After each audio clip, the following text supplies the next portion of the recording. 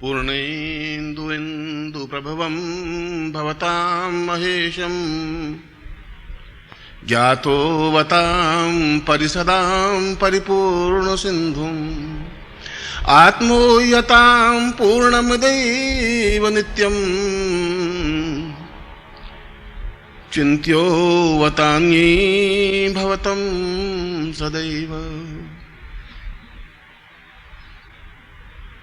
आज मैं नवरात्रि के इस पर्व पर इस याज्ञवल्क्य उपनिषद के प्रथम श्लोक से ही यह प्रवचन प्रारंभ कर रहा हूं और इस श्लोक में जीवन की उन पद्धतियों को स्पष्ट करने का प्रयास किया है जो जीवन में आवश्यक हैं। और इसमें यह बताया गया है कि व्यक्ति की आकांक्षा होती है कि वह शतायु हो, 100 वर्ष पूरे करे। हर एक व्यक्ति की इच्छा आकांक्षा रहती है। हर एक व्यक्ति की आकांक्षा रहती है कि वह पूर्ण स्वस्थ और निर्मल बना रहे। हर एक व्यक्ति की आकांक्षा होती है कि वह जीवन में उन आयामों को स्पर्श करे जो उसके लक्ष्य हों। जिस क्षेत्र में भी हों उस क्षेत्र में वह पूर्णता और सफलता प्राप्त करने का प्रयास करता है। चाहे रूप हो, चाहे यौवन हो, चाहे सौंदर्य हो, चाहे धन हो, चाहे ऐश्वर्य हो, चाहे प्रभुता हो, चाहे कीर्ति हो। व्यक्ति की आकांक्षा रहती है और आकांक्षाएं और इच्छाएं मरती नहीं हैं। और जहां इच्छाएं खत्म हो जाती हैं वह आदमी स्वयं समाप्त हो जाता है। इच्छाओं का दमन करना जीवन को समाप्त करना है। शास्त्रों ने तो, आगे के शास्त्रों ने तो ऐसा ही कहा कि व्यक्ति राग द्वेष से रहित हो, कोई इच्छाएं नहीं हो, कोई विचार नहीं हो। मगर जहां इच्छाएं नहीं होंगी तो वहां उन्नति नहीं होगी। जहां आकांक्षा नहीं होगी वहां जीवन की पूर्णता नहीं होगी। याज्ञवल्क्य यही समझा रहे हैं। याज्ञवल्क्य ने कहा है कि जीवन का तात्पर्य यह नहीं कि हम संतुष्ट हो जाएं, हम अपनी जगह रुक जाएं। रुकने का प्रमाण, रुकने का तरीका, रुकने का सिस्टम, क्रिया अपने आप में जीवन की अपूर्णता है। जीवन कहां तक पहुंच जाता है इसका कोई लिमिट नहीं है, कोई सीमा रेखा नहीं है, हो भी नहीं सकती। इसलिए नहीं हो सकती कि उसकी आकांक्षा कितनी ऊंची है, लक्ष्य कितना ऊंचा है, उस पर जीवन गतिशील होता है। एक व्यक्ति की आकांक्षा थोड़ी सी है तो वह उसी इच्छा को पूर्ति करके रुक जाएगा। मगर याज्ञवल्क्य जैसा ऋषि, अत्यंत योग्य और मेधावी ऋषि, और कुछ ऐसी बातें करता है जैसे चारवाक कर रहा हो। और हमने तो वशिष्ठ को झेला है, विश्वामित्र को झेला है, तो चारवाक को भी झेला है। वो भी हमारे ऋषि थे। हम कोई बिल्कुल ऐसे साधु संत फक्कड़ टाइप ही जीवन में ऋषि नहीं रहे। हमारे पूर्वज सभी तरह के ऋषियों को हमने ऋषि माना है। जहां वशिष्ठ ने कहा है पूर्ण यम, नियम और संयम के साथ जीवन व्यतीत करना चाहिए, वहां चारवाक ने कहा कि ऋणम कृत्वा घृतं पिबेत भस्म भूतस्य देहस्य पुनरागमनम कुतः। आप कर्जा लीजिए और खूब खाइए और देने के नाम पर सोचते रहेंगे। पुनरागमन को तो मर जाएंगे तो वापिस तो आना नहीं। जब वापिस आएंगे नहीं तो कौन आपसे हिसाब मांगेगा, देखा जाएगा बाद में। वह भी हमारे ऋषि थे। आपने चारवाक का भी उपनिषद है और हमने विश्वामित्र को ऋषि माना है, पुण्य माना है, तो उस चारवाक को भी माना है। क्यों? हमने उस बात को भी एहसास किया कि वह पूर्ण भौतिकवादी व्यक्ति, उसने कोई ने कहा साधु संत सन्यासी योगी यति कुछ नहीं होते। उसने कहा ये कुछ है ही नहीं, आप में एक ट्रिक होनी चाहिए। यदि लक्ष्मी प्राप्त करना चाहें तो उस लक्ष्मी की साधना से क्या होगा? चारवाक कह रहे बेकार लक्ष्मी साधना करने से। लोगों से आप कर्जा लीजिए और फिर आप भूल जाइए। आप तो याद ही मत करिए, वो अपने आप याद रखेगा। उसकी जरूरत होगी तो आपसे मिलेगा। मगर आपकी विशेषता यह होनी चाहिए कि दूसरी बार भी कर्जा उससे ले सकें। यह आपकी विशेषता होनी चाहिए। एक बार कह दीजिए कि भैया मेरी पत्नी के बच्चा होने वाला है, मुझे 2000 रुपये चाहिए, मैं कहाँ जाऊँ, तू मेरा दोस्त है।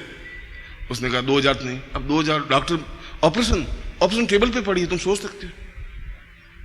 तो बेचारा अपने पास पूंजी होगी तो 2000 उधार दे देगा, चल फिर आप उसको भूल जाइए महीने 2 महीने बाद, क्योंकि असंख्य लोग हैं, 1 अरब जनता है भारतवर्ष में, को ठेका है उसका, और भी कई लोग हैं। मगर वो चालक वहीं नहीं रुक जाता, वो कह रहा है तुम्हारी बुद्धि इस बात में नहीं है, वापिस उसी के पास जाके फिर और कर्जा ले सको। अब वो रोज आवे कि मेरे पैसे खा के मर रहे हैं क्या है? अरे पैसे हैं, अरे तुम्हारे क्या पैसे दे देंगे, पैसे कहां जाते हैं, उसमें कौन सी लंबी चौड़ी बात। वो एक बेटे ने कहा कि पिताजी एक वो जूते गांठने वाला आया है पैसे मांगने के लिए। उसने कहा कि बुला है कि आपके जूते बिल्कुल फट गए थे, 3 साल पुराने पड़ गए थे, और मैंने गांठे हैं उसको गांठ दी है और सिलाई की है, उसके पैसे बाकी हैं 12 आने। उनका मूर्ख, जहाँ जूते खरीदे थे उसके ही पैसे अभी चुके नहीं, अब तुझे कहां से देंगे, तेरा नंबर तो 2-3 साल बाद आएगा, उतार नहीं, तुम तो जा यहां से।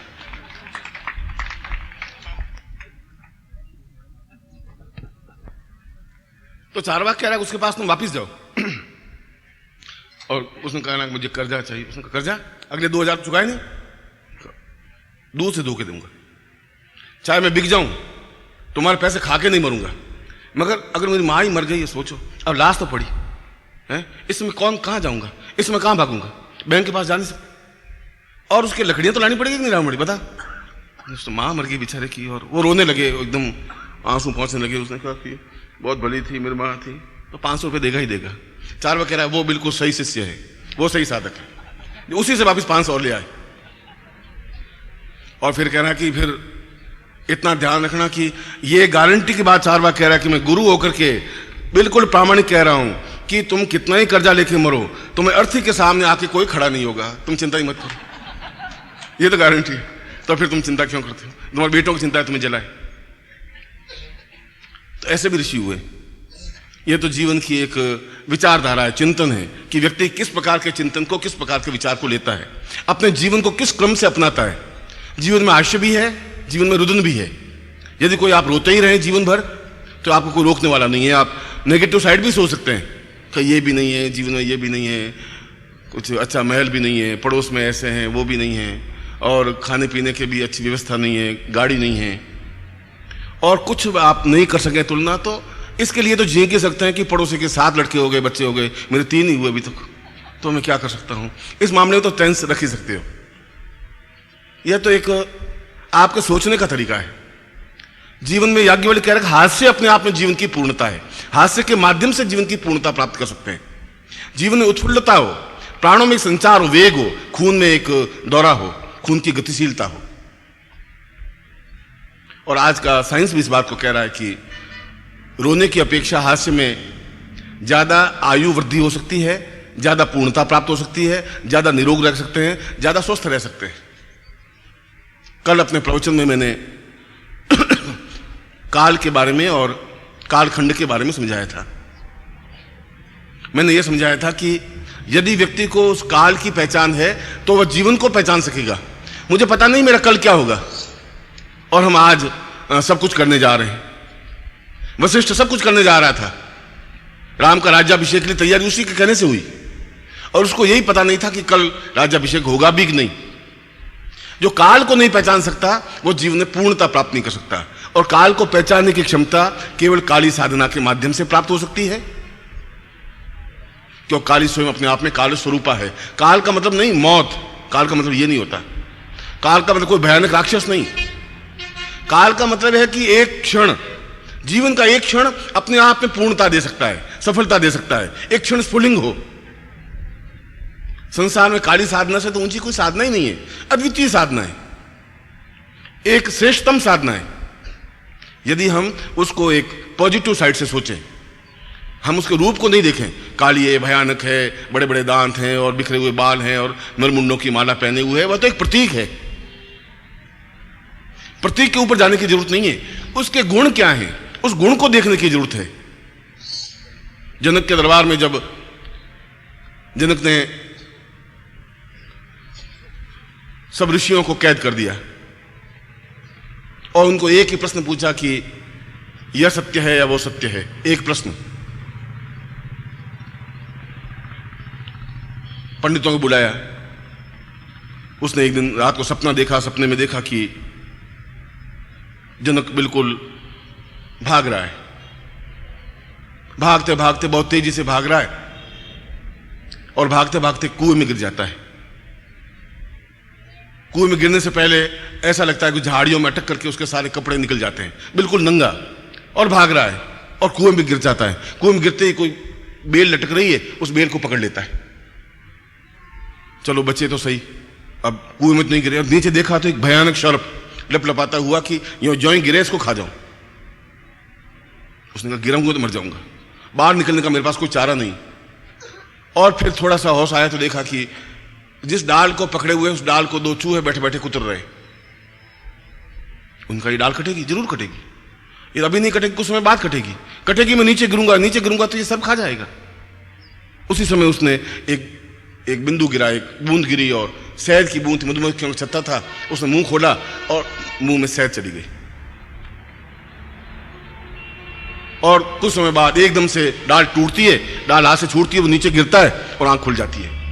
आंख खुलते हुए देखता कि महल में पलंग पर लेटा हुआ है, पास में पटरानी खड़ी है और रानियां खड़ी हैं, नौकर चाकर खड़े हैं, ढोल बजाए जा रहे हैं, महाराजा जग गए, महाराजा जग गए और बड़ी उनकी महाराजा की जय हो रही है। उन्होंने सोचा एक सेकंड पहले मैंने देखा वो सही है कि अब ये जो देख रहा हूं वो सही है? वो भी मैंने ही देखा है, कोई दूसरे नहीं देखा, ये भी मैं ही देख रहा हूं। इन दोनों में से एक सत्य हो सकता है, या तो ये नाच गाना हो, हल्ला हंसा, ये पटरानियां रानियां धन वैभव ऐश्वर्य, या तो ये सही है वहां कपड़े ही पहने हुए नहीं और मैं गिर रहा हूं। उन्होंने पंडितों को बुलाया, उसने कहा कि बस मुझे दरबार में गया, दरबार में जाकर के पंडितों को बुलाया कि मैं जानना चाहता हूं कि ये सत्य है या वो सत्य है। पंडित को कहा पूरी बात तो बताओ क्या सत्य है। उनका पूरी बात मुझे मालूम होती, मैं तुझसे पूछ रही क्यों? मुझे इतनी बताना कि सत्य कौन सा है, वो सत्य है कि ये सत्य है। पंडित जवाब दे ही नहीं पाए। क्या जवाब देते? अधूरी बात का जवाब भी क्या होता? पंडित तो जितना ज्ञान होता है वो पंडित तो इसलिए पंडित हुए कि पंडितों के घर में पैदा हो गए, बस पंडित घर में पैदा हुआ वो पंडित। राजा ने कहा इसको कैद कर लो, ये सब आटा खाते हैं घर का और 3-3 पीढ़ियों से आटा खा खा करके बर्बाद कर दिया है, कुछ ज्ञान, कोई चिंतन, कोई अर्थ नहीं मेरा, मैं पूछ रहा हूं उसका जवाब नहीं है। उनको कैद कर दिया। जो भी ऋषि या पंडित आते गए यही प्रश्न पूछते गए, प्रश्न का जवाब नहीं, कैद खाने में। उनको वहां रोटियां मिले, पानी मिले, पर कैद खाने में।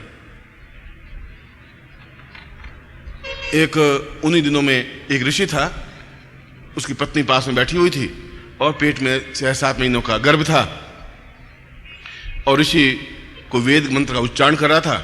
उच्चारण करते करते कुछ गलत बोल गया, वेद मंत्र सही बोला नहीं बोला तो पेट में जो बच्चा बैठा था उसने हुंकार भरी जोर से, यानी तुम गलत बोल रहा है। बाप को बड़ा क्रोध आया, साला पेट में अभी से ये हाल है, पैदा होने के बाद तुम क्या करेगा मेरा, और जोर से लात मारी और पत्नी के पेट पर, और गुस्से में जिन्न के दरबार में चला गया। जिन्न ने उससे भी वही प्रश्न किया।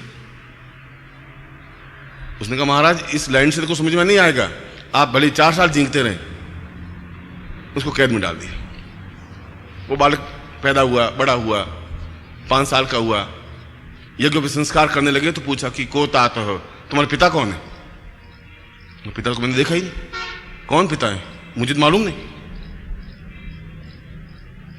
उसने मां को जाके पूछा कि मेरे गुरु पूछ रहे हैं, जो यज्ञ पे संस्कार कर रहे हैं, वो पूछ रहे हैं कि मेरे पिता कौन है और कहां है, या मैं और संतान हूं, मेरे पिता है ही नहीं, तुम्हें पता नहीं है। उन्हें इतनी गाली देने की जरूरत नहीं है, और मैं तुम्हें बताना नहीं चाहती थी, तो मेरे पिता तो जन्नत के दरबार में कैद है। क्यों? उनका ये तो मुझे ही मालूम नहीं, पढ़ा 4 साल हो गए, तेरे जन्म से पहले ही चले गए थे, वापिस आए ही नहीं। मगर उन्होंने कोई सवाल पूछते हैं, जनक जवाब नहीं देते हैं तो कैद में डाल देते।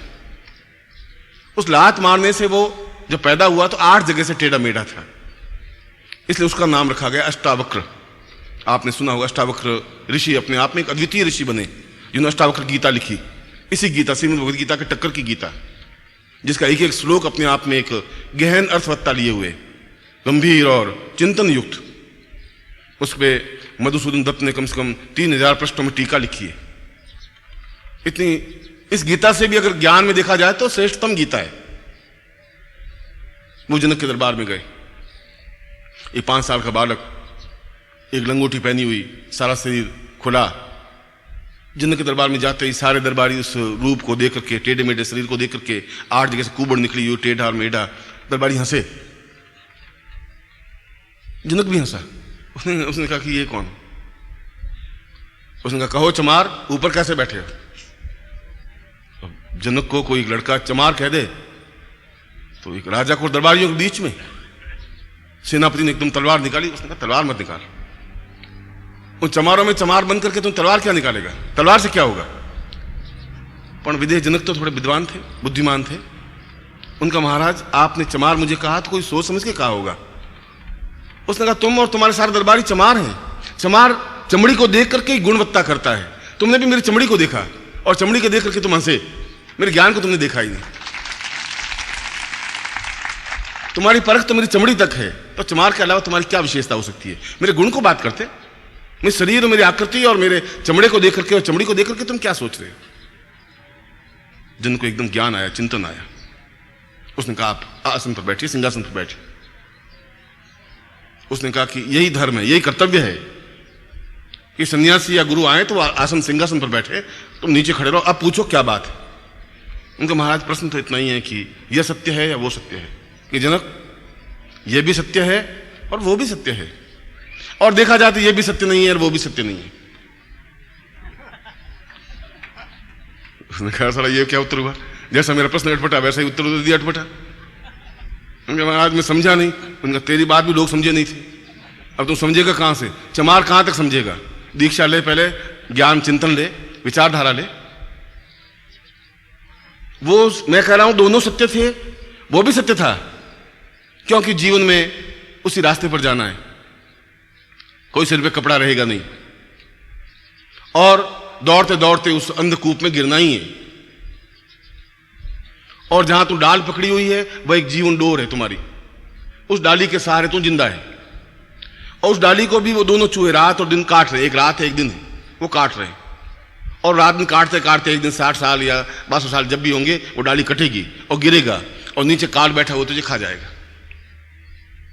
और ये तेरी तृष्णा है, वासना है, वो बूंद गिर रही है शहद की, वो एक वासना है जिसके भरोसे तुम जिंदा है।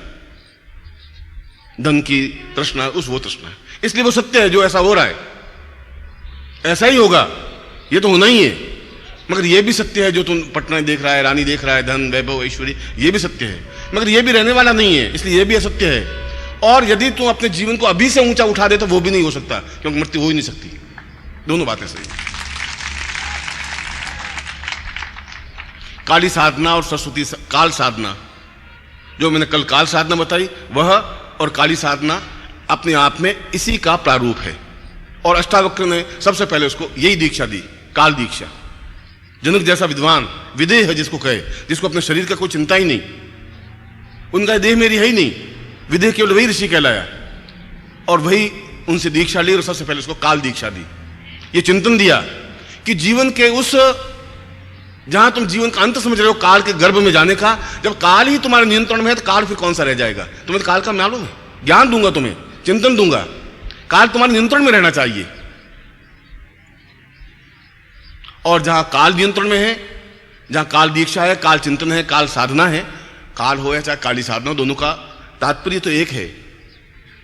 काल को अपने आप में गतिशील करने वाली काली है। और काल का मतलब है एक क्षण, अभी का क्षण, 2 मिनट बाद का क्षण, 5 मिनट पहले का क्षण, 10 साल पहले का क्षण, 10,000 वर्ष पहले का क्षण। मगर यह ठीक है कि काल को तो हम पहचान लेंगे, मगर प्रत्येक उस क्षण को, उस काल को तुम कैसे पहचानोगे जो विशेष क्षण है, विशेष काल का क्षण है? उसको पकड़ने की शक्ति भी तो आनी चाहिए तुम्हें। जो तो मृत्यु का क्षण है उसको पकड़ने की क्षमता ही नहीं होगी तो मृत्यु कब झपट्टा मार के चली जाएगी तुम्हें पता ही नहीं पड़ेगा। उस मृत्यु के क्षण को, मृत्यु के काल के क्षण को भी पकड़ने की तुम्हें युक्ति होनी चाहिए। और ये सभी साधनाएं, ये सभी चिंतन उस अष्टावक्र गीता में दिया हुआ है। काली की साधना, काल साधना और पूर्णत्व काल साधना की, काल को कैसे पकड़ा जा सकता है। कल का जो मेरा प्रवचन का आधार था वो अष्टावक्र गीता का बेस दिया हुआ था, जिसमें इन सारे आयामों को पूर्णता के साथ स्पष्ट किया है और कोई ऋषि कर ही नहीं सकता था। न उनको काल साधना का ज्ञान था, और साधना का ज्ञान था भी तो काल को पहचानने की क्षमता नहीं थी। और यदि काल को पहचानने की क्षमता आ भी जाए तो उस क्षण, उस काल को, उस क्षण को पकड़ने की क्षमता तो थी ही नहीं। इसलिए उस साधना का एक सरल रूप काली साधना है, जो कि 10 महाविद्याओं की प्रथम साधना है। वही स्थिति, आखिर हमें नरमुंड बनना ही है, ये मुंड तो नरमुंड बनेगा ही, आखिर हमें नीचे गिरना ही है, आखिर उसी का भक्ष हमें बनना ही है, उस काल का ही भक्ष बनना है, उसी भयानक मौत का जैसा उनका विकृत रूप है। आखिर हमारे जीवन की गति वही है। यदि उससे बचना है, क्योंकि मृत्यु तो कोई चाहता नहीं, कौन मृत्यु चाहेगा? और जो मृत्यु चाहते हैं वे अपने आप में नैराश्य भावना लिए हुए कि अब कुछ नहीं है, मर गए, सब बेकार हो गया। अब से नेगेटिव साइड तो आप सोचते ही रहे, पूरा जीवन आपका सत्य। आपके पास में बैठने वाले भी दुखी होंगे, आप तो दुखी हैं ही। ऐसे आपके समाज में सैकड़ों हैं, आपके चाचा, आपके ताऊ, आपके आस पड़ोस वाले, आप उनके पास बैठिए 5-7 मिनट, आप बहुत उत्फुल्लता से जा रहे हैं, हंसी से प्रसन्नता से लबालब है, और पास बैठेंगे तो बेटा कहाँ भटक रहा है, कुछ नहीं है, बस ये सब बेकार है, मेरे बेटे देख बहुत कपूत हो गए, बहू मेरी कहना मानती नहीं, और ये पत्नी भी मेरी बदल गई, बस उनको एक ही बात है, रोना एक पत्नी बदल गई, और पैसा आया नहीं, ये नहीं हुआ, उसने पैसा नहीं दिया, उसकी लड़की भाग गई, उसका लड़का आया नहीं, बस उनके पास कोई जीवन की चिंतन ही कुछ नहीं है। उनके पास आप बैठेंगे तो आप भी वैसे ही बन जाएंगे। इसलिए वो याज्ञवल्क्य कह रहा है कि उस काल को पहचानना एक बात, उस काल को गतिशील होते हुए देखना दूसरी बात, उस काल के क्षण को पकड़ लेना तीसरी बात। तीनों अपने आप में अलग अलग चिंतन हैं, और तीनों का समन्वित स्वरूप काली साधना है। और काली साधना का बेस नवाण मंत्र है, ऐं ह्रीं क्लीं चामुंडा विच्चे। ये उसका मूल चिंतन है, मूल मंत्र है, जो को आपको सुबह सुबह मंत्र जाप करवाया जाता है। यद्यपि इसमें तीनों महाशक्तियों का समन्वित स्वरूप है, ऐं ह्रीं और क्लीं, महाकाली, महालक्ष्मी, महासरस्वती। एक बार पूरे कोई शिविर, नवाण शिविर लगा था या कोई शिविर लगा था, मैंने इस नवाण मंत्र को ही 9 दिन तक पूरा समझाया था कि चामुंडा का तात्पर्य क्या है, और विच्चे का तात्पर्य क्या है, चा का अक्षर क्या है, मुंह का तात्पर्य क्या है, मुंड शब्द क्यों है, या ऐं क्या है, रींग क्या है। और तो एक लंबा चौड़ा विषय है, उस विषय पर तो बोलने के लिए 15-20 प्रवचन चाहिए उस नवाण मंत्र को। मगर मूल रूप से काली साधना का आधार मूल मंत्र ऐं ह्रीं क्लीं चामुंडा विच्चे। मगर यहीं तक समापन नहीं हो जाता, यह सब कुछ समाप्त नहीं है। समाप्त तो कुछ और चीज है कि उस काली साधना के माध्यम से काल के क्षण को पकड़ें, क्योंकि यह साधना सरल है। उस काल की साधना अत्यंत कठिन है, जो हमारे सामने है ही नहीं, तुम उसकी साधना कैसे करोगे? तुम्हारी दृष्टि एक प्रतीक होनी चाहिए, बिना प्रतीक के तुम कुछ कर नहीं सकते। तुम भगवान की मतलब शिव की साधना करना चाहो तो एक शिवलिंग होना चाहिए तुम्हारे सामने, बस। फिर तुम उसमें दूध भी चढ़ा दोगे, जल भी चढ़ा दोगे, फिर तो तुम साधना कर लोगे। बिना प्रतीक के तुम साधना नहीं कर पाते हो। चाहे वो लक्ष्मी की हो तो लक्ष्मी का एक चित्र होना चाहिए, कुछ नहीं हो तो उसकी मूर्ति होनी चाहिए, कुछ हो फिर आप उसको पूजन अर्चन अगरबत्ती धूप दीप सब करते रहोगे। बिना प्रतीक के नहीं हो रहा है, क्योंकि आपके चर्म चक्षु बिना प्रतीक के साधना कर ही नहीं सकते। इसलिए काली के साधना को सरल माना है उस काल साधना की अपेक्षा, कि काली साधना के माध्यम से अगली छलांग तुम्हारी काल साधना है। कुछ सन्यासी शिष्यों ने इन साधनों को सीखा था, सीखा और अपने आप में एक एहसास किया कि वास्तव में एक तेजस्वी साधना है, अद्वितीय साधना है। और मैं ढूंढ रहा हूं कोई गृहस्थ शिष्यों में से कोई शिष्य उठ करके बाहर आए कि मैं आपके साथ साधना करने के लिए तैयार हूं, मैं सीखना चाहता हूं, एक चैलेंज का भाव हो। मगर अच्छे शिष्य मिलना भी तो एक भाग्य की बात होती है। अच्छे शिष्य मिलना, अच्छे गुरु मिलना, ये जीवन के एक चिंतन है। किस क्षण विशेष में गुरु मिल जाए कुछ पता नहीं। मैं वहीं वापिस आ रहा था तुम्हारे पास, वो क्षण है, गुरु आए और तुमने नहीं पहचाना और गुरु पास में से निकल गए। ये नवरात्रि का शिविर आया, आप खड़े हुए, मैं भी खड़ा हुआ, और हम दोनों एक दूसरे से मिले एक क्षण विशेष में। आपने हमें समझने की कोशिश की, मैंने आपको देखने की कोशिश की, और पास में से निकल गए। पूरा जीवन अपने आप में खत्म हो गया। कोई जरूर नहीं कि दूसरी बार वह गुरु उसी रूप में आपको मिले ही, वरना हम किस रूप में आपको मिले, और उस समय आपकी मनोवृत्ति कितनी बदली हुई हो। उस क्षण को पकड़ने का मतलब है कि जो ही आमने सामने की स्थिति बने उसी समय आप उनके पांव पकड़ लें और अपने आप को समर्पित कर दें। वह क्षण को पकड़ने की क्रिया हुई। पहचान सोचें कि कोई बात नहीं, अब की बार देख लेंगे, गुरु भी कोई बात नहीं, फिर कभी दीक्षा दे देंगे, देखा जाएगा, इसको परख लेंगे, वो भी सोचता है। वो तो क्षण अपने आप में बदल गया। क्षण को पकड़ना अपने आप में अत्यधिक कठिन कार्य है। कठिन कार्य इसलिए कि वो सब कुछ छोड़ना पड़ता है, त्याग करना पड़ता है। उस क्षण को पकड़ने के लिए दूसरे क्षणों को छोड़ना पड़ेगा। मौज, शौक, धन, यश, वैभव, प्रतिष्ठा, कमाने की बात, घर, वो सब छोड़ना पड़ेगा, क्यों? इस क्षण को पकड़ना है। वो तो आपके हाथ में तुलना है कि ये सत्य है या वो सत्य है। यदि इस सत्य को आप घर में पलंग बिछा हुआ है, उसके ऊपर आप लेटे हुए हैं और पत्नी बाहर खड़ी हुई खाने के लिए कह रही है, आप कह रहे हैं अभी अभी आ रहे हैं, 2 मिनट रुकिए, ये भी क्षण है। आप या तो ये पकड़ते रहिए, ये पकड़ेंगे तो ऊपर वो दोनों चूहे काट रहे हैं बेल को, बेल तो पकड़ी हुई है, चूहे जरूर काट रहे हैं, आपके कहने नहीं करने से कुछ चलेगा नहीं, और गिरेंगे आप जरूर, गिरेंगे तो नीचे सर बैठा हुआ काल बैठा है, आपको खा जाएगा। ये भी सत्य ही है, इसको आप निगलेक्ट नहीं कर सकते। मगर यह भी सत्य है कि उस क्षण विशेष में आप किसी को पकड़ लिए और मृत्यु और माम अमृतम गमय, उस मृत्यु जहां मृत्यु की ओर जा रहे हैं, मृत्यु और माम अमृतम गमय, वापस पलट जाएं और अमृत के रास्ते पर निकल जाएं। ये तो आपके हाथ में, यह भी सत्य है। इसके माध्यम से जीवन की पूर्णता प्राप्त की जा सकती है। शायद इसके माध्यम से भी जीवन की पूर्णता मिले, क्योंकि आपकी पूर्णता की परिभाषा अलग होगी, मेरी पूर्णता की परिभाषा अलग है। आपकी पूर्णता की परिभाषा अलग है कि चलो आज हमने उस हनुमान जी को डुबोया और 200 रुपये मिल गए, उसकी पूर्णता की परिभाषा उतनी है, बस आप 200 रुपये जेब में हो गए, सही है। 200 का मतलब है 6,000 रुपये महीना, 6,000, 3,000 तनख्वाह, 9,000 में थे, बस वो गणित उसकी जगह सही है, वो अपनी जगह सही है, आप अपनी जगह सही हैं, मैं अपनी जगह सही हूं। अब जहां तुम्हारा मेरा कोई क्षण मिलेगा, तब आप उस मृत्यु के रास्ते से पलटेंगे। हो सके पलटे, हो सके नहीं पलटे। आपके पिताजी के जीवन में ऐसा कोई गुरु नहीं मिला और चले गए उस मृत्यु और मृत्यु के रास्ते पर। आपके दादाजी चले गए, ना आप रोक पाए ना समाज रोक पाया, उनको उस जगह जाकर लेटना ही पड़ा। हो सकता है आप लेटें भी और नहीं भी लेटें, क्योंकि आपके पास तो क्षण है अभी, उस क्षण को बदल सकते हैं, परिवर्तन कर सकते हैं। होना चाहिए चैलेंज, होना चाहिए समर्पण, होना चाहिए एकदम से समुद्र में कूदने की क्षमता, चैलेंज का भाव। बिना चैलेंज के तो कुछ मिल ही नहीं सकता, संभव नहीं है।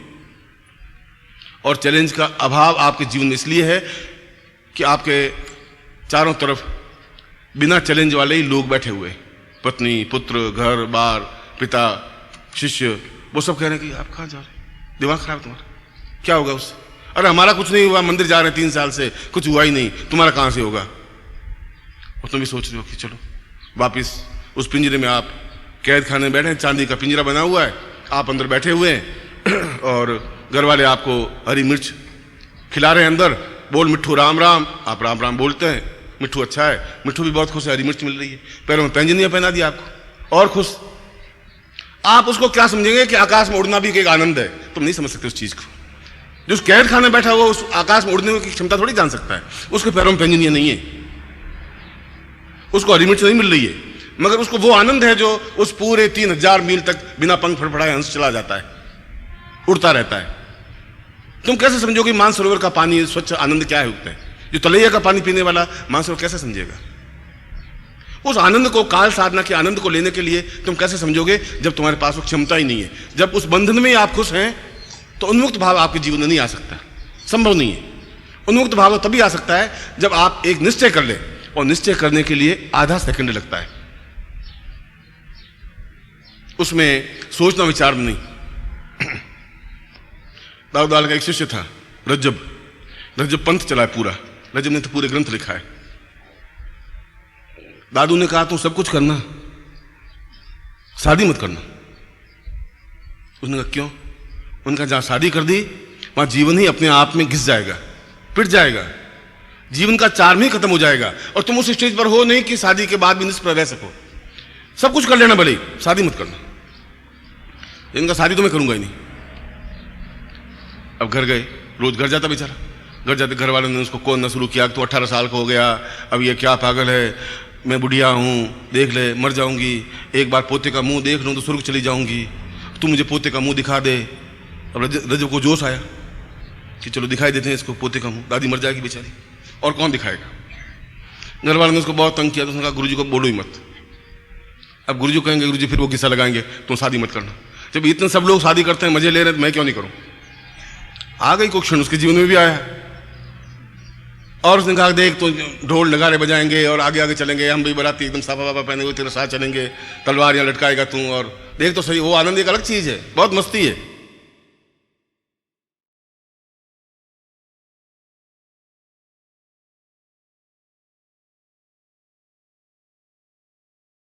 और उसने कहा देख तो ढोल नगारे बजाएंगे और आगे आगे चलेंगे, हम भी बाराती एकदम साफा वाफा पहने हुए तेरे साथ चलेंगे, तलवार यहाँ लटकाएगा तू, और देख तो सही, वो आनंद एक अलग चीज़ है, बहुत मस्ती है।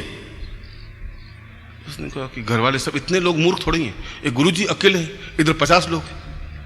अब गुरुजी तो न मालूम चेले हैं, मुझे आटा मांग के लाता हूँ, गुरुजी खुश इसलिए कि पाँव दबाने को मिल गया रज्जब साला। नहीं, गुरुजी की कोई बात नहीं, अपन शादी करेंगे। और उसको बिल्कुल सजा दुल्ला दुल्ला सजा करके और घोड़े पे बिठा दिया।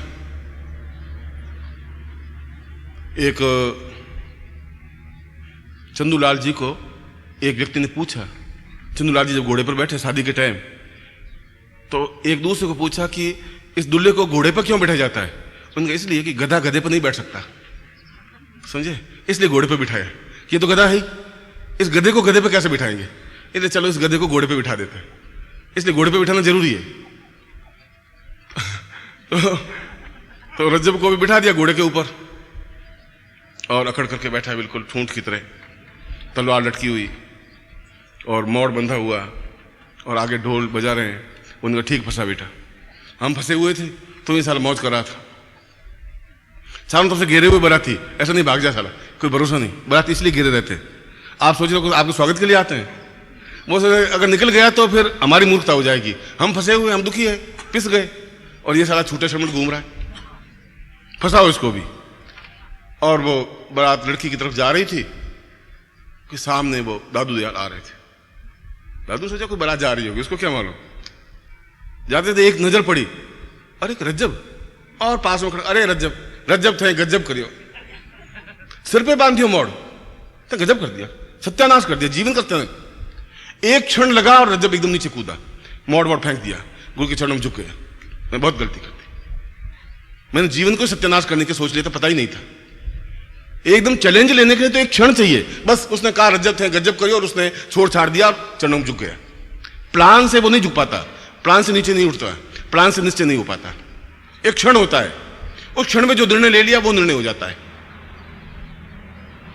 और ऐसा जो क्षण में चैलेंज लेने वाला होता है वही पुरुषोत्तम हो सकता है, वही पुरुष हो सकता है। उस दिन मैं नर और पुरुष और पुरुषोत्तम के डिफरेंस आपको समझा रहा था, वो डिफरेंस है समाज में हमारे, उसको समझने के लिए जीवन की पूर्णता आवश्यक है। इसलिए कल मैंने उस साधना को आपको समझाया था जो दूसरे प्रकार में काल साधना है, याज्ञवल्क्य की साधना है। जो काली साधना है वो अपने आप में उसका प्रारंभिक रूप है उस काल साधना का, क्योंकि हम प्रतीक रूप में पूजा कर सकते हैं, काली है, नरमुंड है, और उसके सामने बलि देंगे और उसके सामने काली काली करेंगे, और जो भी काली का मंत्र है वो मंत्र जाप, रिंग रिंग क्रिंग काली के चंडी दक्षिणे, ऐसा मंत्र जाप करेंगे। यह भी अपने आप में सही है, काली मंत्र भी, और काली मंत्र के माध्यम से तो आंख में उतनी ज्वाला पैदा हो जाती है कि आदमी समाप्त हो जाता है, गिर जाता है, इतनी तेज, इतना वेग आता है, इतनी लपट निकलती है कि सामने वाला शत्रु खड़ा ही रह गया, तो फिर काली साधना की ही क्या।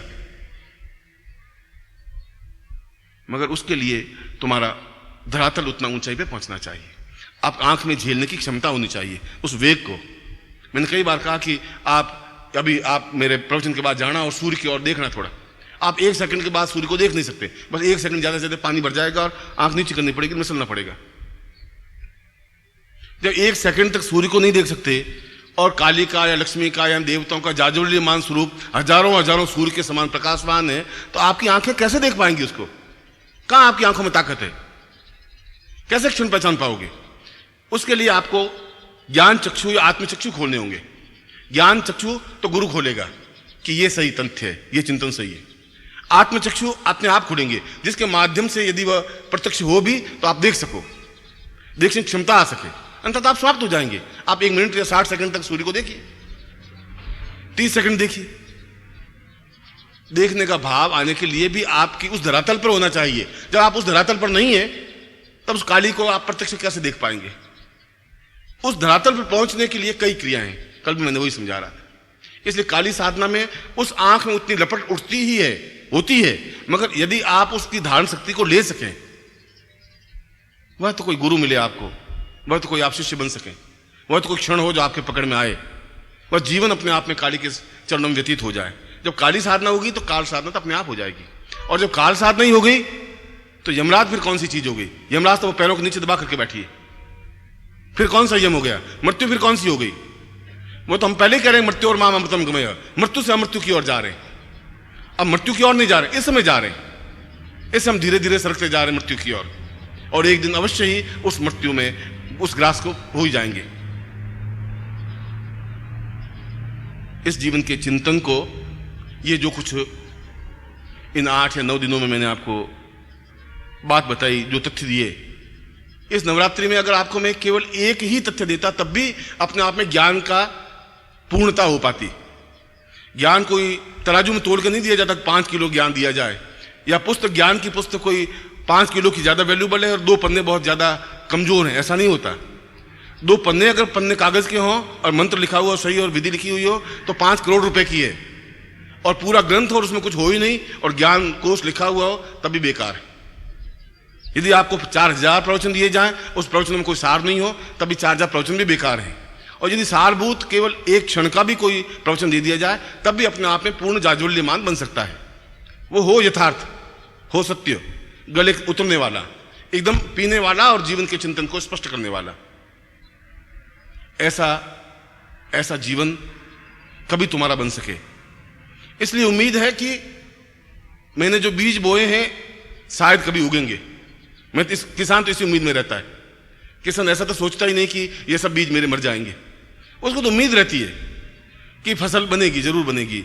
मेरे खेत में मैंने फसल बोई है, बहुत काट काट करके पैसों को इकट्ठा करके बीज लाए हैं, अच्छे पुष्ट बीज हैं, और मैंने बिखेरे हैं और मैंने परिश्रम किया है, और ये धरती उर्वरा है, शायद बीज उगे। अगर 4 से बीज भी उग गए तो भी मेरे जीवन की सार्थकता है, क्योंकि एक बीज 100 बीजों को लेकर पैदा हो पाएगा, एक गेहूं 100 बीजों को लेकर उतरा। चलिए, दर्द तो मेरा है और कह नहीं सकता कि क्या स्थितियां बनेंगी, मगर फिर भी तुम में से कई ग्रस्त से अपने आप में तैयार हो रहे हैं, जो अलग अलग स्थानों पर अलग अलग तरह की साधनाएं कर रहे हैं और सफल भी हो रहे हैं, असफल भी हो रहे हैं उनके धरातल पर, मगर उन्हें हिम्मत नहीं आ रही है। जो एक बार जुड़ गया है वो अलग नहीं हो पा रहा है, ये मैंने देखा है। इतना मुझे एहसास होने लगा है कि चाहे कैसी भी स्थितियां आ जाती हैं, जिस रूप में भी मुझे स्मरण किया, जिस रूप में भी मेरे टच हुए हैं, जिस रूप में भी मुझे अपने आप में अतादत में किया है, वो अलग हो ही नहीं पा रहे हैं। चाहे मैं मिलूं चाहे नहीं मिलूं, चाहे दिन भर ऑफिस के बाहर बैठे रहेंगे, चाहे मैं 8 घंटे बाद ऑफिस खोलूं तब भी उनकी थकावट नहीं है। बहुत, आप दूसरी जगह जाके बैठ जाइए, कहीं अपने घर पे जाके 15 मिनट, तो 20 मिनट बाद जैसे पाँव खड़खड़ाने लगेंगे कि अब चलो बाद में मिल लेंगे इनसे, कोई ऐसी बात नहीं। यहाँ पर 6 घंटे बैठ जाते हैं। एक इच्छा रहती है, कभी मैं आपको डांटता हूँ, कभी फटकारता हूँ, कभी हल्की बात कह देता हूँ, तो आप सहन करते रहते हैं। तो उसके बावजूद भी आपके मेरे संबंधों में, मधुरता में, प्रेम में, अटैचमेंट में कमी नहीं आ रही। जो 20 साल पहले थे उनका भी प्रेम उतना ही उर्वर है, इस बात का मुझे एहसास है। और ये इसलिए है कि उस दिन भी मैंने बताया था कि ये तुम्हारे मेरे संबंध आज के इस युग के 2-4 साल के हैं ही नहीं। ये इस बात का प्रमाण है कि 20 साल के बावजूद भी उतनी ही तरोताजगी के साथ में संबंध बने रह सके, ये जरूर इसकी बेल काफी पुरानी होगी, काफी पीछे की ओर होगी, और वो है। और हर बार मैं तुम्हें यही बात कहता हूं जो इस बार तुम्हें कह रहा हूं। हर बार कह रहा हूं कि तुम अपने जीवन को बर्बाद कर रहे हो, तुम समझ रहे हो तुम जीवन सार्थक कर रहे हो। मैं कह रहा हूं तुम्हारा जीवन ही बर्बाद हो रहा है। इसमें खाना पीना और सोना, और इससे तो जीवन नहीं बन सकता, ऐसा तो कोई भी जीवन जी लेगा। तुम्हारे पास एक तथ्य है, ज्ञान, एक चिंतन है, एक व्यक्ति है, एक अष्टावक्र है, एक गुरु है। तुम उसको लेकर के उस जगह पर पहुंच सकते हो जो अपने आप में अमृत्यु है, अमृत है, जो अपने पूर्णता है, जहां पूर्णमदः पूर्णमिदम् कहा गया है। तुम पहुंच सकते हो, तुम्हारे पास टाइम है, जीवन का पड़ाव है। और इसीलिए अगर इस बार भी आप नहीं मानेंगे तो फिर अगले जीवन में फिर जन्म लेना पड़ेगा आपको। लेंगे फिर 20-25 साल होंगे, फिर भटकेंगे, फिर आप मेरे पास आएंगे। कहां जाएंगे? आना तो वही है, जैसे उड़ी जहाज को पंछी पुनी जहाज पे आवे। फिर गुरुदेव गुरुदेव, अच्छा भाई आओ, ठीक किया तूने। क्या कर रहा था? कि गुरुदेव बस मैं किराने की दुकान कर रहा हूँ, शादी हो गई गुरुजी, और 3 बच्चे हो गए। ये तो अच्छी उपलब्धि की बेटा, बहुत। इसके लिए तो ट्रेनिंग देने की जरूरत नहीं, गुरु के पास जाने की जरूरत नहीं थी। बच्चे पैदा करने के गुरु से थोड़ी पूछना है, वो तुम सही कर दिया काम, ये काम तो हो गया। अब गुरुदेव ये है कि दुकान चलनी चाहिए। अरे पिछली बार मना किया था कि दुकान की चिंता मत कर, मैं तुम्हें काली की बात गुरुजी, काल वाल तो सब सही है गुरुजी, पर आप मेरी बात तो सुनिए पहले। फिर मैं उसकी सुनता हूँ, हाँ भाई बोल। गुरुजी ऐसा हुआ कि मेरे पास 8,000 रुपये थे और 8,000 रुपये दुकान पे लगा दिए गुरुजी। फिर ऐसा हुआ, फिर पत्नी रोज लड़ती है गुरुजी। मैं भी लड़ता हूँ गुरुजी कभी कभी, मगर वो ज़्यादा लड़ती है गुरुजी। मैंने कहा चलो देखभाल के लाया, तो नहीं सब देखभाल के लाया, इंटरव्यू लिया, पूछा, सब बात शायद पूछी। उस समय तो वो ठीक ठाक थी, बाद में ये साड़ी बदल गई। मैं कोई बात नहीं, बदली तो ठीक हो जाएगी, अब तुम क्या करूँ, मैं क्या करूँ। उनका गुरुजी को बस वशीकरण सिखा, वो ठीक हो जाएगी। बस आप फिर पत्तों पे घूमते रहेंगे। फिर कोई शिविर होगा, मैं बोलूँगा देखो भाई ये सब ठीक नहीं है, इसमें कुछ नहीं है, ये साधना करनी है। फिर आप सुनते रहेंगे, तो सुनना मजबूरी, तुम्हारे क्या करोगे तुम। फिर अष्टमी आई, उमाष्टमी हुई, तुम अपने घर, मैं अपने घर, चलो ये जीवन भी खत्म हुआ। फिर मैं वापस आप आओगे, फिर मैं जन्म लूंगा, फिर मैं ये बात दोहराऊंगा। तुम्हारी जितनी इच्छा हो जन्म लेते रहना, मैं तो आऊंगा तुम्हारे पास, कहूंगा यही, बार बार ठोक ठोक के कहूंगा। या तो पहली बार में आप समझ जाए, वो तो आपकी मर्जी है, बाकी मुझे तो कष्ट उठाना ही पड़ेगा तुम्हारे लिए, फिर आना ही पड़ेगा तुम्हारे पास में। और ये तो है ही, क्योंकि न मालूम किस जीवन में क्या वायदा मैं तुमसे कर लिया था कि तुम्हें पूर्णता तक पहुंचा दूंगा। मुझे थोड़े मालूम था कि तुमने जिद पकड़ रखी है कि पूर्ण तक जाना ही नहीं है साला। ये देखा है, इस बार तो गुरुजी को हरा ही देंगे। और मैंने निश्चय कर लिया कि मैं हारूंगा नहीं, मैं निश्चय रूप से तुम्हें पूर्ण तक पहुंचा के दूंगा।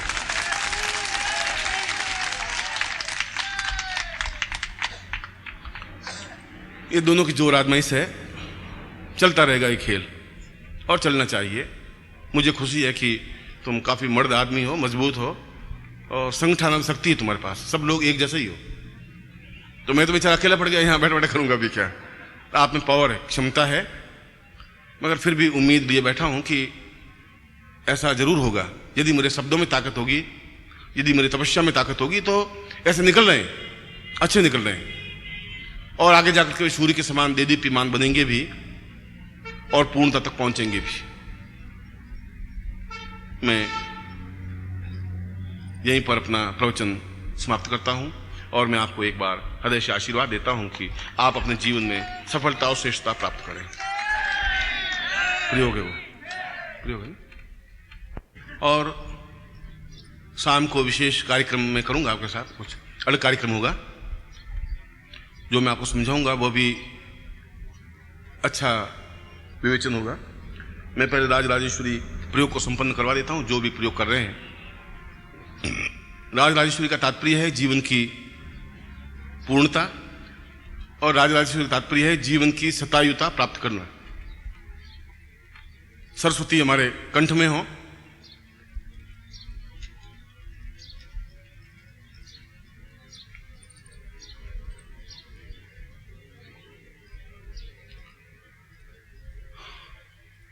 पैकेट नहीं,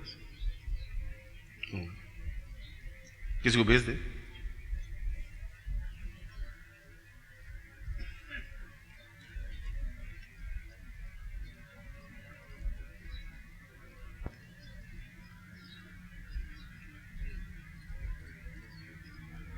मैं राजराजेश्वरी के बारे में बोल रहा था कि वह जीवन का एक भाव है, एक चिंतन है, एक साधना है, जिस साधना के माध्यम से हम उन 6 तथ्यों को, जो कल मैंने आपको स्पष्ट किए थे, जिसके माध्यम से सरस्वती का तात्पर्य है कि जो रसयुक्त हो, जो सारभूत हो, सार स्व अति, स्व को पूर्णता तक पहुंचने की क्रिया को सरस्वती कहते हैं। स रस स्व अति, ये इसके संधि विच्छेद है। इसलिए जो तुम वाग्देवी की बात कर रहे हो, सरस्वती की वीणा धारणी की, वो वाग्देवी है। लोगों ने उस वाग्देवी को भी सरस्वती कहना शुरू कर दिया, और सरस्वती को भी सरस्वती कहना शुरू कर दिया। सरस्वती का मतलब जो लुप्त है, सरस्वती नदी भारतवर्ष में है ही नहीं। गंगा है, यमुना है, और संगम की बात करें, वहां 2 नदियों के मिलन को संगम कहते हैं। तीसरी नदी वहां सरस्वती कोई है ही नहीं, अस्तित्व ही नहीं रहा। मगर वह त्रिवेणी हमारे जीवन में संगम युक्त बने, स्व, अपने स्व को, अपने आत्मा को, अपने रस को पूर्णता तक पहुंचने की क्रिया, जहां कुछ अधूरापन नहीं रहे, किसी बात की न्यूनता रही नहीं, वह सरस्वती साधना है। उसी को राजराजेश्वरी साधना कहा गया है, उसी को जीवन की पूर्णता की साधना कहा गया है। और इन उपकरणों के माध्यम से, इस मंत्र के माध्यम से वह पूर्णता प्राप्त होती ही है। बिना उपकरणों के तो युद्ध हो ही नहीं सकता। आप लड़ाई करें और आपके पास तलवार हो ही नहीं, तो युद्ध कैसे होगा। युद्ध के लिए उपकरण जरूरी है, साधना के लिए भी उपकरण जरूरी है। युद्ध के लिए वीरता का भाव जरूरी है, साधना के लिए मंत्र बल जरूरी है। युद्ध के लिए वीर खुद जरूरी है, साधना के लिए साधक जरूरी है। तीनों चीजों का जब संगम होगा, साधक, मंत्र और साधना उपकरण, इन तीनों चीजों के संगम को ही जीवन का एक संगम कहा जाता है।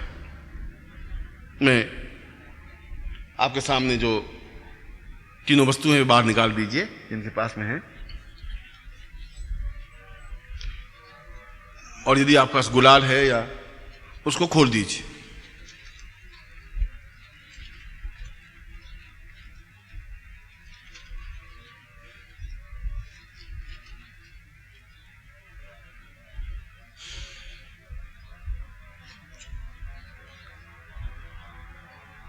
बस 5 मिनट और आप हाथ जोड़ दीजिए।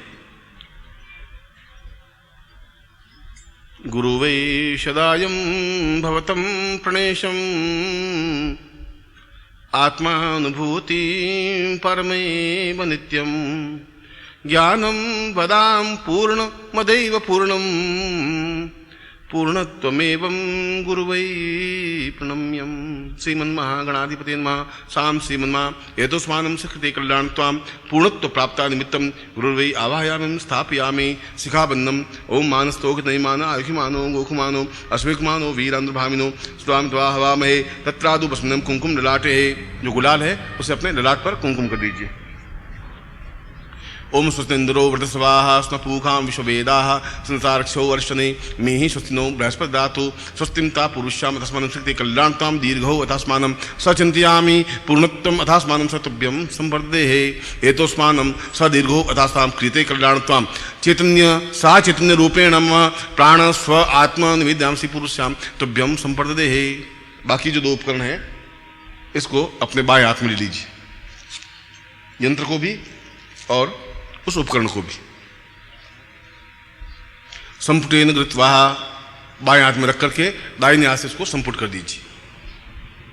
अंगूठे से अंगूठा, तर्जनी से तर्जनी, मध्यमा से मध्यमा, अनामिका से अनामिका, कनिष्ठ ऐसा।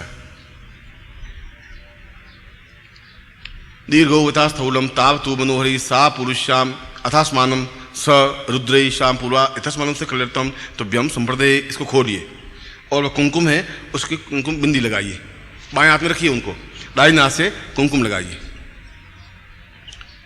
स्वस्तित्वाम पूर्वा अथास्मानं स चिंतयामि कल्याणताम एतोस्मानं संतिम पूर्वो सा दीर्घो अथास्मानं नेत्ति पूर्वा सा चिंतयामि कल्याणताम दीर्घो अथास्मानं कल्याण सुखा सौभाग्य पूर्वोत्तम सा तुभ्यम संवर्धते। यंत्र के ऊपर लगाइए, जो यंत्र है उसके ऊपर एक बार और लगाइए गुलालो।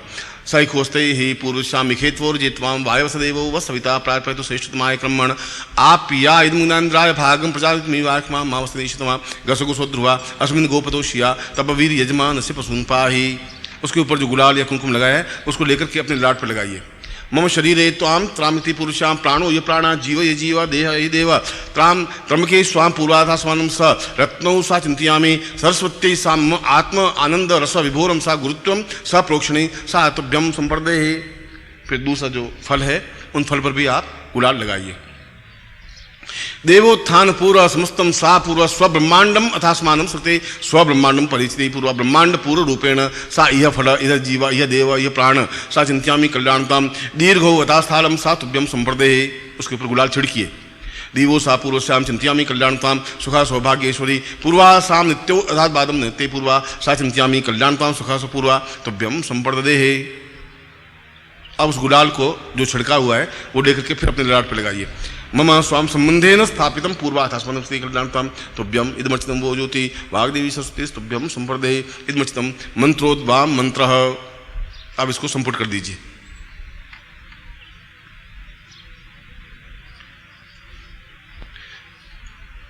वाग्देवी ऐं मंत्र रूपेण सा चिंतयामि कल्याणताम सा इह सा दीवा सा पूर्वा सा कल्याणतम दीर्घस्याम तस्मानं सा गुरु साक्षी रूपेण सा पुरुष्याम तस्मन् नेति पूर्वा अंकम चंटम तंपम व्यंसम बिंदुरावि मर्दय मर्दय मलय मलय जाग्रे जाग्रे त्रोट त्रोटा दीप्तम दीप्तम कुरु स्वाहा पाम पाम पूर्वती सा पुरुष्याम पार्वती रूपेण खां खां खेचरी रूपेण सा चेति पुरुष्याम संधि डाकिनी शाकिनी भांति पुरुष्याम अथास्मानं सरस्वती रूपेण सा वाग्देवी रूपेण सा चिंतयामि कर्ण रौद्र रूपेण महाकाली आवामि काल रूपेण सा चिंतयामि मम शरीरे एतस्मात् तस्मान् विस्फोटय समस्त पूर्वश्याम थम पाप रोग शोक समन ताम पुरुषाम चिंतयामि कल्याणत्वाम एतोद्भव पूर्वौ सा चिंतयामि तस्मान् सदिति नेत्रो नेत्रोद्भव पूर्वश्याम तस्मान् कल्याणतम मम ज्ञान नेत्रो साम आत्मनेत्रो जागृयामि साम पुरुषाम वाग्देव स्थापयामि मम कंठे सरस्वतीं स्थापयामि सा वचन सिद्धि प्राप्यते सा गुरु साक्षात् गुरु रूपेण गुरु मंत्रम दद्यात् सा पूर्वा ऐं बीज रूपेण ऐं मंत्र रूपेण यथोस्मानं सा नृत्ये पुरुषाम सा तुभ्यम इदमुचितं वो ज्योति पुरुषाम सा तुभ्यम एतोत्मानम एतः सा कल्याणतम सी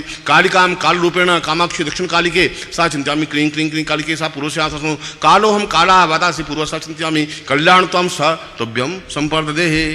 खोल करके आप दर्शन कर लीजिए और फिर जो गुलाल लगी हुई इसको एक बार लेकर के फिर अपने ललाट पर लगा दीजिए, आंखों पे लगा दीजिए और गर्दन पर लगा दीजिए।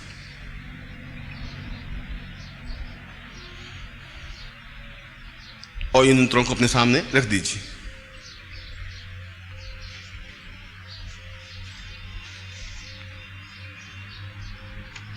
और सरस्वती का मंत्र है ऐं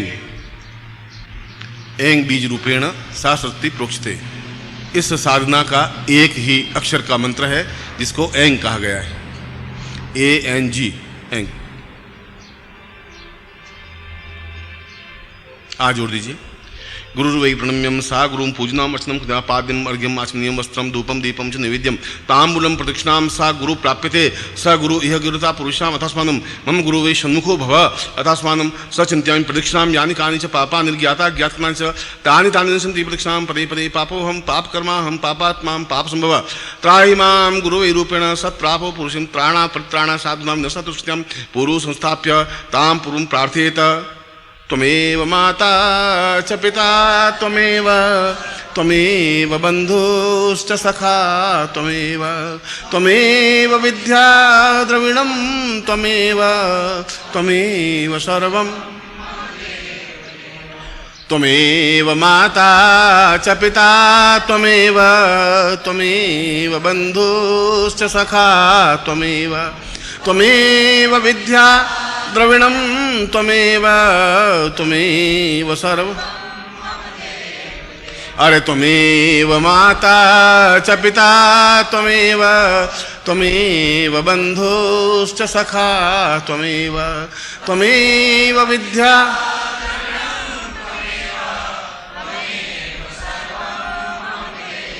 अथो हम अमुक गोत्र रूपेण अमुक नाम रूपेण साम पूर्ण रूपेण समर्पयेत साम गुरुचरणे समर्पयामि ताम पूर्णं दक्षाम तुभ्यं समर्पयेत साम तुभ्यं समर्पयामि तुभ्यं समर्पयेत।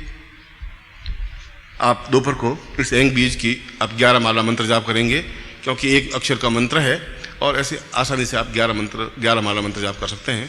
शाम को उसी समय जो प्रयोग होगा साधनात्मक प्रयोग आपका समापन है। कल विशेष आज शाम को विशेष प्रयोग होगा। शाम को मैं आपको आऊँगा तो मैं आपको समझाऊंगा। एक बार मैं फिर आपको हृदय से आशीर्वाद देता हूँ।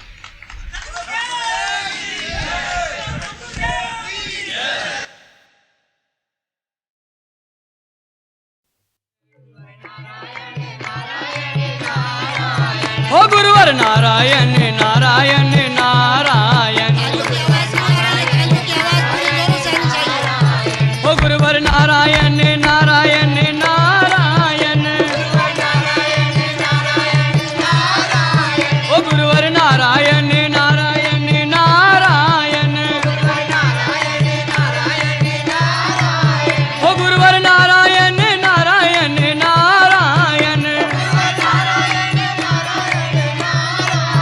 हो गुरुवर नारायण नारायण नारायण हो गुरुवर नारायण नारायण नारायण हो गुरुवर नारायण नारायण नारायण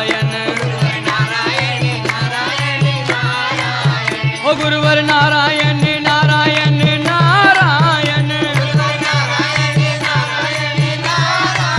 हो गुरुवर नारायण नारायण नारायण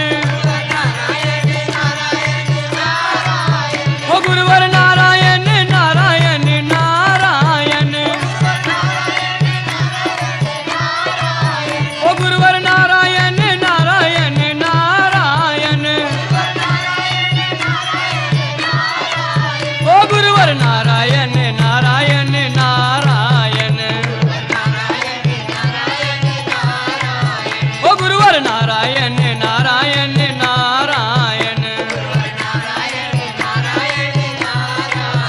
जय जय नारायण नारायण नारायण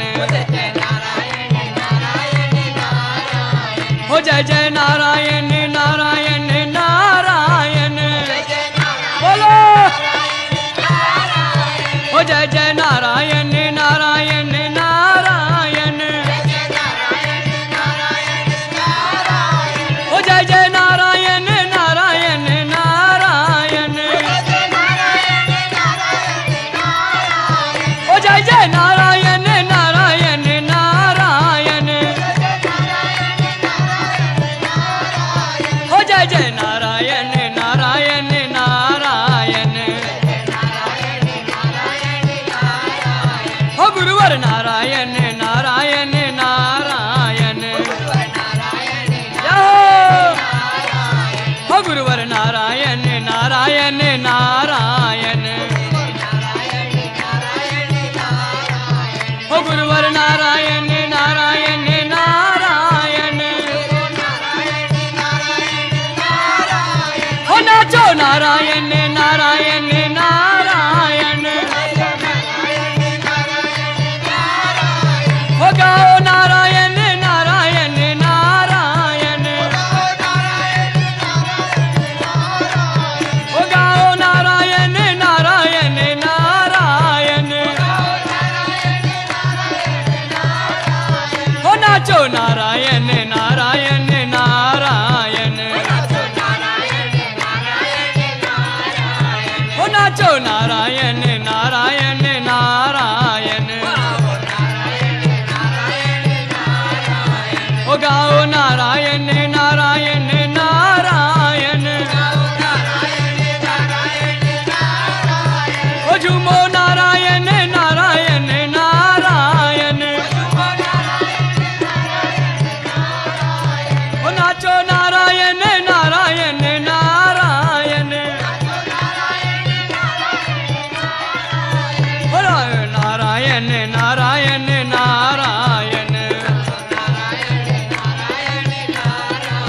हो नाचो नारायण नारायण नारायण हो गुरुवर नारायण नारायण नारायण हो गुरुवर नारायण नारायण नारायण हो गुरुवर नारायण नारायण नारायण हो गुरुवर नारायण नारायण नारायण हो गुरुवर नारायण नारायण नारायण हो गुरुवर नारायण नारायण नारायण हो गुरुवर नारायण नारायण नारायण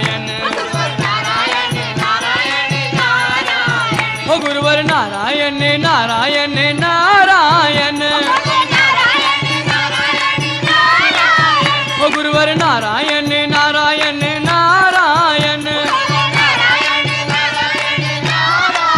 हो गुरुवर नारायण नारायण नारायण हो गुरुवर नारायण नारायण नारायण हो गुरुवर नारायण नारायण नारायण जय हो गुरुवर नारायण नारायण नारायण हो गुरुवर नारायण नारायण नारायण